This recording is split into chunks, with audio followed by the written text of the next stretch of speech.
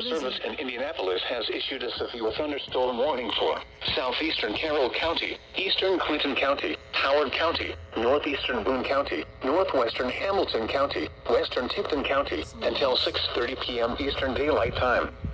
At 5:56 p.m. Eastern Daylight Time, a severe thunderstorm was located 11 miles west of Kokomo, moving northeast at 30 miles per hour. Expected hazards include 60 miles per hour wind gusts.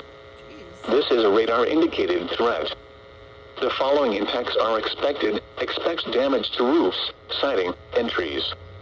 Locations impacted include Kokomo, Sheridan, Flora, Rushville, Kirkland, Sharpsville, Burlington, Kempton, and Indian Heights. For your protection, move to an interior room on the lowest floor of a building.